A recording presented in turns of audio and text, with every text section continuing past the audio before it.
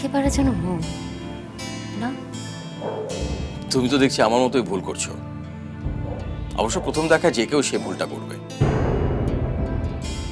মায়া একেবারে মৌ না স্বামী।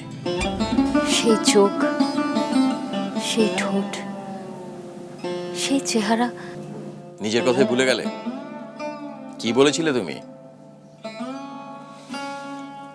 বাইরেরটা একই রকম হলেই মানুষটা এক হয় না স্বামী, ভেতরটাই আসল।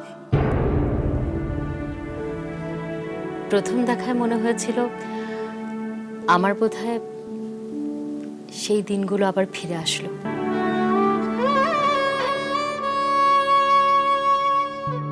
কিন্তু তা তো আর হবার নয়।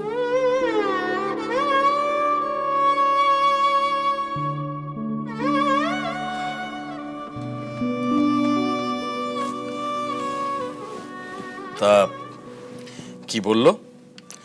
আমার নামে অভিযোগ করলো? তুমি কি কখনো অভিযোগ করবার মতো কিছু করতে পারো? সবাই কি আর স্বামী যে আমার শতেক দোষেও চোখ বন্ধ করে রাখবে? কেউ কেউ অভিযোগ করবে। ও নিজেকে খুঁজতে এসেছিল না। মানে? মানে ও মৌকে দেখতে এসেছিল। মেয়েটা কি ভীষণ একা, মরুভূমির ভিতর একটা মৃত গাছের মতো একা। বৃষ্টিতে ভিজলেই যে মানুষ কেবল কবি হয় তা কিন্তু না। সত্যি বলছি, ও যেভাবে এ বাড়িটা দেখছিল, মৌয়ের কথা যেভাবে শুনছিল, ভীষণ নিঃসঙ্গ না হলে একটা মানুষ এভাবে ভালোবাসা শুষে নিতে পারে না। তাতে আমাদের কি? ও তো মৌ না, মায়া। মায়া আমাদের কেউ না। জানি কেউ না, তবুও তাকে আত্মীয়র মতো লাগলো।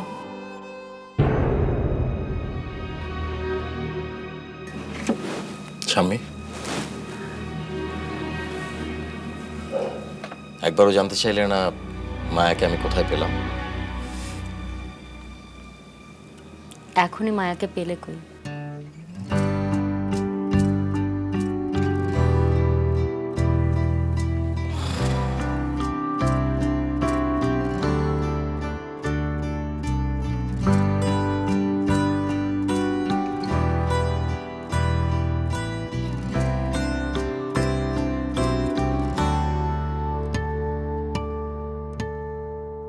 আজ জ্যোৎস্না রাতে সবাই গেছে বনে।